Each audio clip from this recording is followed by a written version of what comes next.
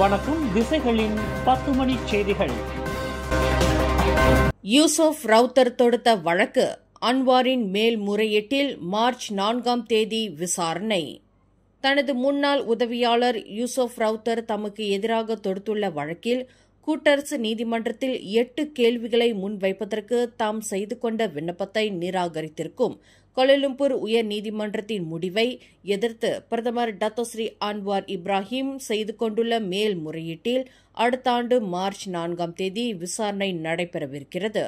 அடுத்த ஆண்டு மார்ச் 4ஆம் தேதி விசாரணை நடத்துவதற்கு புத்ராஜயா அப்பீல் நீதிமன்றம் தேதியை நிர்ணயித்துள்ளதாக யூசுப் ரவுத்தரின் வழக்கறிஞர் ரஃபீக் ரஷீத் அலி தெரிவித்தார்.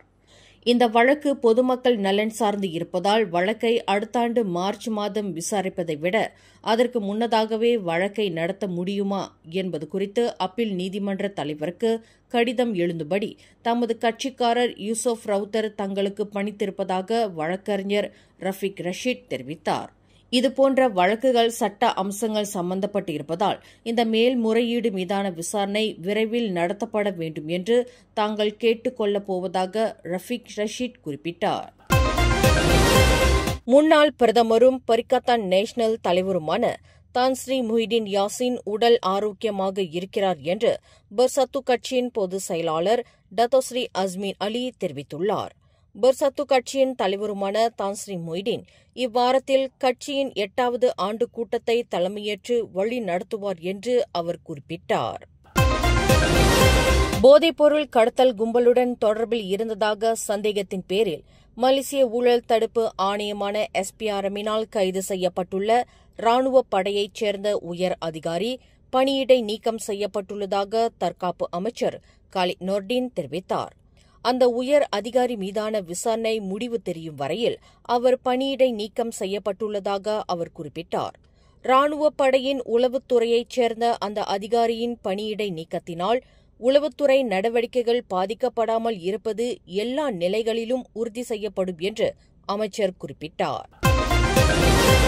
நாடெங்கிலும் வார இறுதி நாட்களில் நடத்தப்பட்ட அதிரடி சோதனையில் சட்டவிரோதமாக சூதாட்டத்தில் ஈடுபட்ட 328 பேர் கைது செய்யப்பட்டுள்ளனர்.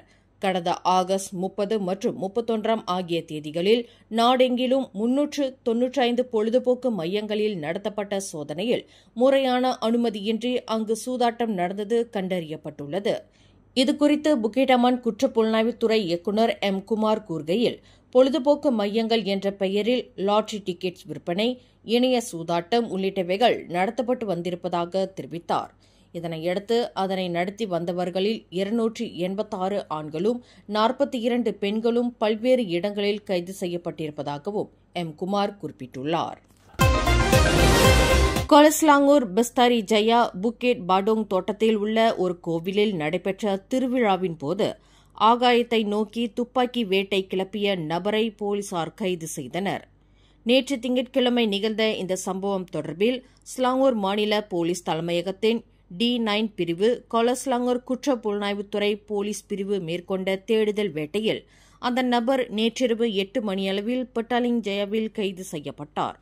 55 வயதுடைய அந்த நபர் விசாரணைக்கு ஏதுவாக 3 நாள் தடுத்து வைக்கப்படுவதற்கு போலீசார் நீதிமன்ற ஆணையை பெற்றுள்ளனர் என்று கோலஸ்லாங்கூர் மாவட்ட போலீஸ் தலைவர் சூப்பரிண்டென்டன்ட் அசஹருடீன் தஜுடீன் தெரிவித்தார்.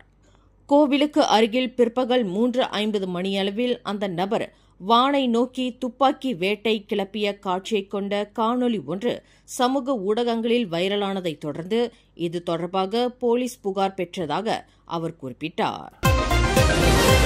ஜோஹர் ஸ்கூடாய் மலேசிய தொழில்நுட்ப பல்கலைக்கழகத்தின் பலாபேஸ் பயிற்சி மாணவர் ஷம்சுல் அரேஷ் ஷம்சுடீன் மரணம் தொடர்பில் விசாரணை நல்ல முறையில் நடைபெறுவதற்கு அனைத்து தரப்பினரும் இடமளிக்க வேண்டும் என்று போலீஸ் படை தலைவர் டத்தோஸ்ரீ காலித் இஸ்மாயில் கேட்டுக் கொண்டார். கோலாலம்பூர் பெரிய மருத்துவமனையின் அறிக்கைக்காக போலீசார் காத்திருப்பதாகவும் விசாரணை முடிவு எதுவாக இருந்தாலும் அதனை போலீஸ் துறை பெறும் என்று அவர் குறிப்பிட்டார். பயிற்சி மாணவரின் மரணம் தொடர்பில் இதுவரை கிடைக்கப்பெற்ற தகவல்கள் யாவும் செவி வழி கேட்டதே தவிர இன்னமும் எழுத்துப்பூர்வமான அறிக்கை எதுவும் கிடைக்கவில்லை என்று IGP விளக்கினார். அந்த பயிற்சி மாணவரின் உடலில் நடத்தப்பட்ட இரண்டாவது மருத்துவ பரிசோதனையில் அவரின் உடலில் காயங்கள் இருப்பது கண்டுபிடிக்கப்பட்டுள்ளதாக வழக்கறிஞர் டத்தோ நாராயண் சிங் தெரிவித்திருந்தார்.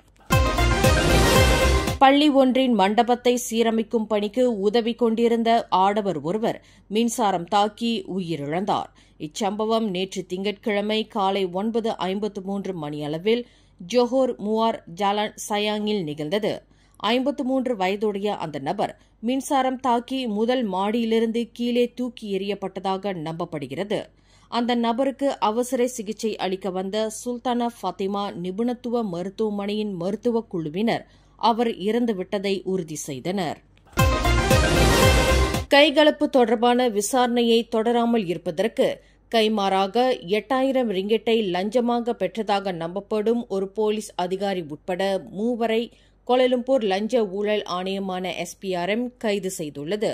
புத்ராஜயா நீதிமன்றத்தில் மஜிஸ்ட்ரேட் ஐனா அசஹரா அரிஃபின் முன்னிலையில் நிறுத்தப்பட்ட அந்த உயர் போலீஸ் அதிகாரியை ஆகஸ்ட் 31ஆம் தேதி முதல் நாளை செப்டம்பர் 3ஆம் தேதி வரை தடுத்து வைப்பதற்கு நீதிமன்ற ஆணையை SPRM பெற்றுள்ளது. மற்ற 2 நபர்கள் மஜிஸ்ட்ரேட் சஞ்சியா கே முன்னிலையில் நிறுத்தப்பட்டு செப்டம்பர் 5ஆம் தேதி வரை தடுத்து வைக்கப்படுவதற்கு SPRM அனுமதி பெற்றுள்ளது. அந்த 2 நபர்களில் ஒருவர் பெண் ஆவார். 30 வயது மதிக்கத்தக்க அந்த 2 நபர்களும் போலீஸ் உயர் அதிகாரிக்கு லஞ்சம் வாங்கி கொடுப்பதில் இடைத்தரகர்களாக செயல்பட்டுள்ளனர் என்பது விசாரணையில் தெரியவந்துள்ளது. சபா பாப்பாரில் உள்ள ஓர் இடைநிலை பள்ளியின் 1ஆம் படிவ மாணவி ஜாரா கைரினா மகாதீர் இறப்பு தொடர்பான மரண விசாரணை நாளை புதன்கிழமை கொத்தகினபாலு நீதிமன்றத்தில் தொடங்குகிறது. மரண விசாரணை நீதிபதியாக செயல்படவிருக்கும் செஷன்ஸ் நீதிமன்ற நீதிபதி அமீர் அசான் முன்னிலையில் நாளை செப்டம்பர் 3ஆம் தேதி தொடங்கும் இந்த மரண விசாரணை 4 கட்டங்களாக 19 நாட்களுக்கு நடைபெறவிருக்கிறது. அந்த மாணவியின் மரணம் தொடர்பில் 70 பேர் சாட்சியம் அளிக்கவிருக்கின்றனர். 2 முதலீட்டு ஏஜென்ட்களிடமிருந்து தனது மனைவி டத்தின் ஸ்ரீ ஜிஜி ஏ சமாட் 28 லட்சம் ரிங்கெட்டை லஞ்சமாக பெற்றது குறித்து தமக்கு எதுவும் தெரியாது என்று சர்ச்சைக்குரிய அரசியல்வாதியும் கினபத்தங்கன் நாடாளுமன்ற உறுப்பினருமான டத்துஸ்ரீ பொங் முக்தார் ரடீன் கோலாலம்பூர் உயர்நீதிமன்றத்தில் இன்று சாட்சியம் அளித்தார். அதேவேளையில் 2015ஆம் ஆண்டில் 2 ஏஜென்ட்டுகளிடமிருந்து 28 லட்சம் ரிங்கெட் ரொக்கத்தை பெறுமாறு தனது மனைவியை கேட்டுக் கொள்ளவில்லை என்று பொங் முக்தார் கூறினார். தாமும் தனது மனைவியும் 28 லட்சம் ரிங்கெட்டை லஞ்சமாக பெற்றதாக அவ்விருவருக்கு எதிராக நடைபெற்று வரும் லஞ்ச ஊழல் வழக்கில் எதிர்வாதம் புரிய உத்தரவிடப்பட்டுள்ள புங் முக்தார் இன்று முதல் முறையாக சாட்சியம் அளிக்கையில் மேற்கண்ட வாதத்தை முன்வைத்தார். கடந்த மாதம் கூச்செங்கில் 2 பேரங்காடிகளில் நுழைந்து டிஷ்யூ பாக்கெட்களை தீயிட்டு கொளுத்தி சேதத்தை விளைவித்த நபருக்கு 12 ஆண்டுகள் சிறை தண்டனை விதிக்கப்பட்டது.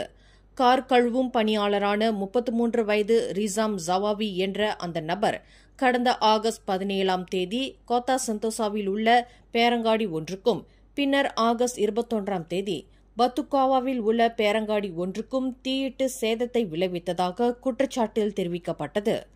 டிஷ்யூ பாக்கெட்டுகளை எரிப்பதன் மூலம் பேரங்காடி பணியாளர்களின் கவனத்தை திசை திருப்பி அங்கிருக்கும் பொருட்களை திருடி செல்வதை அந்த நபர் வாடிக்கையாக கொண்டிருந்தது விசாரணையில் தெரியவந்துள்ளது. தனது மனைவியின் உறவுக்கார பெண்ணான 15 வயது சிறுமியை பாலியல் பலவந்தம் செய்த குற்றத்திற்காக நில விற்பனை ஏஜென்ட் ஒருவருக்கு விதிக்கப்பட்ட 8 ஆண்டு சிறை மற்றும் 2 பிரம்படி தண்டனையை புத்ராஜயா அப்பீல் நீதிமன்றம் இன்று நிலைநிறுத்தியது. 33 வயதுடைய நபருக்கு செஷன்ஸ் நீதிமன்றம் விதித்த சிறை மற்றும் பிரம்படி தண்டனையை உறுதி செய்வதாக 3 அடங்கிய நீதிபதிகள் குழுவினருக்கு தலைமையேற்ற நீதிபதி அஸ்மான் அப்துல்லா தமது தீர்ப்பில் தெரிவித்தார். கடந்த 2020ஆம் ஆண்டு ஜோஹர் மாசாயில் பள்ளி முடிந்து மழை தூறலில் வீடு திரும்பிக் கொண்டிருந்த 15 வயது மாணவியை வீட்டில் கொண்டு சென்று விடுவதாக கூறி தனது காரில் பாலியல் பலாத்காரம் செய்ததாக அந்த நில விற்பனை ஏஜென்ட் குற்றச்சாட்டப்பட்டிருந்தார். மேலும் செய்திகளை தெரிந்து கொள்ள கீழே இருக்கும் பெல் பட்டனை அழுத்துங்கள். உங்கள் மகிழ்ச்சியை வெளிப்படுத்த லைக் மற்றும் ஷேர் செய்யுங்கள். தொடர்ந்து திசைகளோடு இணைந்திருக்க சப்ஸ்கிரைப் செய்யுங்கள்.